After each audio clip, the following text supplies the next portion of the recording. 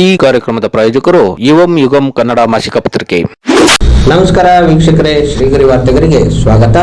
ನಾನು ನಿಮ್ಮ ಗ್ರಹೇಶ್ವರ ಗಾರ್ಡಿಗೇಂದ್ರ.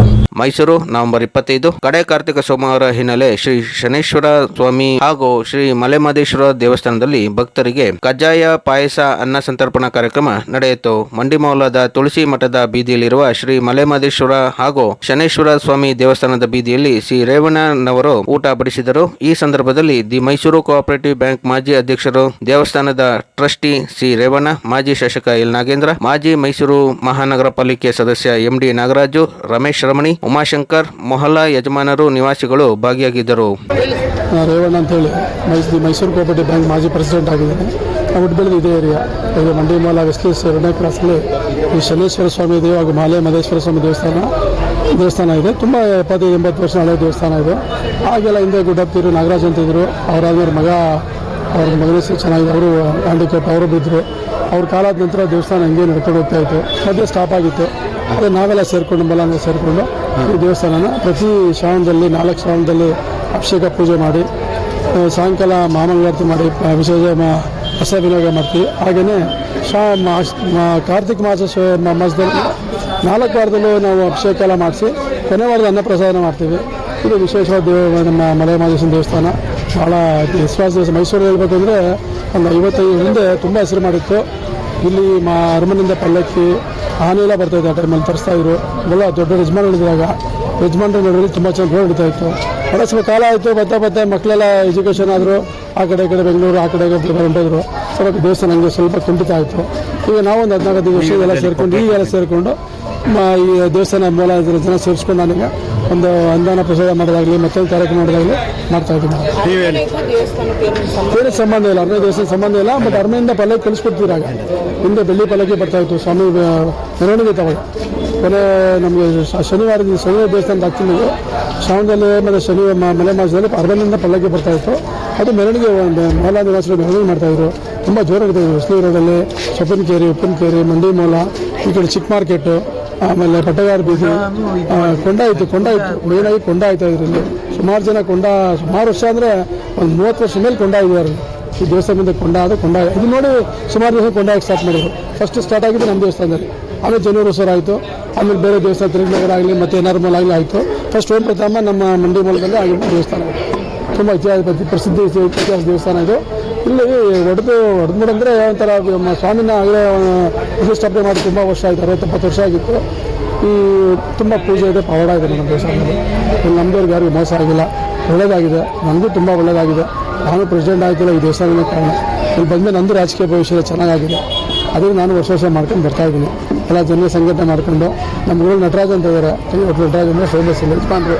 ಅವರು ನನಗೆ ಬಂದು ಮಾರ್ಗದರ್ಶನ ಕೊಟ್ಟರು. ದೇವಸ್ಥಾನ ನಡ್ಸ್ಕೊಂಡು ಹೋಗೋದು ನೀನು ನಡೆಸಿ ಒಳ್ಳೆಯದಾಗುತ್ತೆ ಹೇಳಿದ್ರು. ಆ ಕಾಲದಲ್ಲಿ ಈಗ ನಡ್ಸ್ಕೊಂಡು ಬರ್ತಾಯಿದ್ದೀನಿ. ಅವ್ರ ತಮ್ಮ ಗಣೇಶ್ ಅಂತ ಅವರು, ನಾನು ವಿಠಲ, ಇಲ್ಲಿ ನಮ್ಮ ಕಣ್ಣ, ಆಮೇಲೆ ಕಿರಣ, ಆಮೇಲೆ ಮಹೇಶ, ತರುಣು, ಮಾಸ್ಟ್ರು, ವಿಠಲು. ಊಟದ ಏನಂದ್ರೆ ಇಲ್ಲಿ ಮಹೇಶ್ವರ ವಿಶೇಷ ಏನಂದರೆ ಕಜ್ಜಾಯ, ತುಪ್ಪ, ಪಾಯಸ, ಬಾಳೆಹಣ್ಣು, ಈ ಕಡಲೆಹುಳಿ, ಆಮೇಲೆ ಪಾಯಸ ಮತ್ತು ಅನ್ನ ಸಾಂಬಾರು, ಕೂಟ್ ಸಾಂಬಾರು. ಸುಮಾರು 2 ವರ್ಷ ಊಟ ಮಾಡ್ತೀವಿ.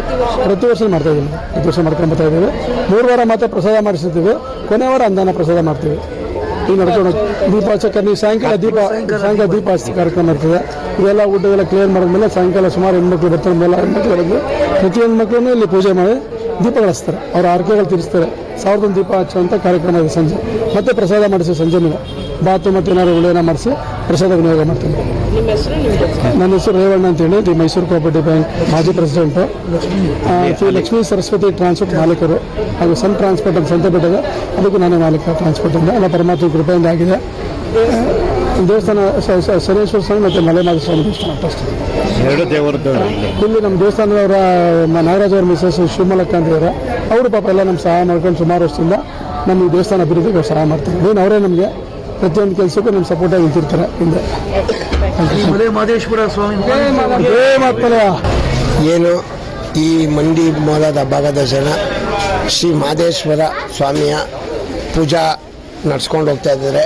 ಈ ಪೂಜಾ ಮಹೋತ್ಸವವನ್ನು 4 ಕಾರ್ತಿಕ ಹಾಗೂ 4 ಶ್ರಾವಣದಲ್ಲಿ ನಡ್ಕೊಂಡು ಹೋಗ್ತಾರೆ.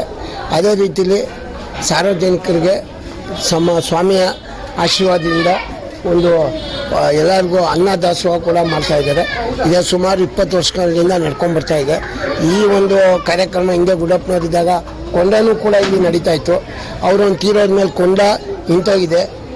ಅದಾದ್ಮೇಲೆ ಬೇರೆ ಕಾರ್ಯಕ್ರಮ ನಡ್ಕೊಂಡು ಏನು ನಮ್ಮ ರೇವಣ್ಣವರು ಈ ಒಂದು ಕಾರ್ಯಕ್ರಮ ನಡ್ಸ್ಕೊಂಡು ಹೋಗ್ತಾ ಇದ್ದಾರೆ. ನಿಜವಾಗ್ಲೂ ಆ ಸ್ವಾಮಿಯ ಕೃಪೆಗೆ ನಾವೆಲ್ಲರ ಪಾತ್ರರಾಗೋಣ.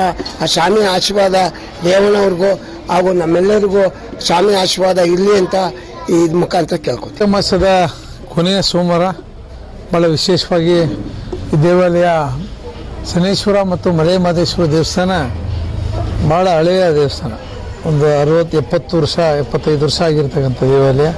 ಇಲ್ಲಿ ಇವತ್ತು ವಿಶೇಷವಾಗಿ ಅನ್ನದಾನವನ್ನು ಮಾಡೋದ್ರ ಮೂಲಕ ಈ ಭಾಗದ ನಮ್ಮ ರೇವಣ್ಣವರು, ನಮ್ಮ ಅರವಿಂದ್ರವರು, ನಮ್ಮ ವಿಠಲ್ ಅವರು, ನಮ್ಮ ಗಣೇಶ್ ಅವರು, ಕಣ್ಣಾರವರು, ಈ ರೀತಿ ಎಲ್ಲರೂ ಸಹ ನಮ್ಮ ವಿಜಯವರು, ರಾಜೂರವರು ಎಲ್ಲ ಒಟ್ಟಿಗೆ ಸೇರಿ ಇಲ್ಲಿ ಚಂದ್ರವರು ಎಲ್ಲ ಒಟ್ಟಿಗೆ ಸೇರಿ ಇವತ್ತು ಅನ್ನದಾನವನ್ನು ಸಹ ಮಾಡಿದ್ದಾರೆ. ಇದು ವಿಶೇಷವಾದಂಥ ಪೂಜೆಗೋಸ್ಕರ ನಾನು ಸಹ ಇಲ್ಲಿ ಬಂದು ಪೂಜೆಗೆ ಭಾಗವಹಿಸಿದ್ದೇನೆ. ಮತ್ತೆ ಮುಂದಿನ ವಾರ್ತೆಗರಿಯಲ್ಲಿ ಭೇಟಿಯಾಗೋಣ. ಶ್ರೀಗರಿ ನಿಮ್ಮ ಮನದಾಳದ ಗರಿ. ನಮಸ್ಕಾರ. ಶ್ರೀಗರಿ ನಿಮ್ಮ ಮನದಾಳದ ಗರಿ. ಶ್ರೀಗರಿ ನಿಮ್ಮ ಭಾವನೆಗಳ ಗರಿ. ಶ್ರೀಗರಿ ನಾಡಿನ ಹೆಮ್ಮೆಯ ಗರಿ. ಮನೆ ಮನಗಳ ಗರಿದು ಶ್ರೀಗರಿ, ತನು ಮನ ಧನಗಳ ಗರಿದು ಶ್ರೀಗರಿ, ವಿಶ್ವದ ದೇಶದ ನಾಡಿನ ಗರಿದು ಶ್ರೀಗರಿ. ಶ್ರೀಗರಿ ಶ್ರೀಗರಿ ಶ್ರೀಗರಿ ಶ್ರೀಗರಿ ಶ್ರೀಗರಿ ನಿಮ್ಮ ಮನದಾಳದ ಗರಿ.